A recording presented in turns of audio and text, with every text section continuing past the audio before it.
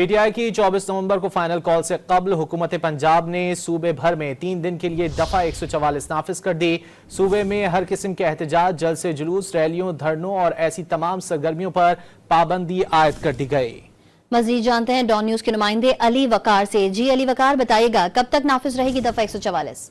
जी बिल्कुल, ये काबीना कमेटी बराए अमन व अमान का जो 18वां इजलास हुआ था उसमें इस जो दफा 144 है इसको सूबे भर में इसके इतलाक का जो है वो मंजूरी दी गई थी, जिस पर महकमा दाखिला पंजाब ने अब बाकायदा नोटिफिकेशन जारी कर दिया है, जिसमें ये कहा है कि दफा 144 के नफाज का फैसला अमन व अमान के क्या इंसानी जानों और अमलाक के तहफ़्फ़ुज़ के लिए किया गया है। सिक्योरिटी खतरात के पेश नज़र कोई भी अवामी जुलूस दहशत गर्दों के लिए सॉफ्ट टारगेट हो सकता है, इसलिए शर्त पसंद अनासिर और अवामी इज्तिमा की आड़ में रियासत मुखालिफ सरगर्मियों से अपने मजमूम मकासद हासिल कर सकते हैं। इसलिए महकमा दाखिला पंजाब ने काबीना कमेटी बराए अमन व अमान की सिफारिश पर ये 3 दिन के लिए दफा 144 नाफिज की है, जो 23 नवंबर से सोमवार 25 नवंबर तक नाफिज रहेगी। जी, हुकूमत पंजाब ने सूबे भर में 3 दिन के लिए दफा 144 नाफिज कर दिए। बहुत शुक्रिया अली वकार, आपने अपडेट किया।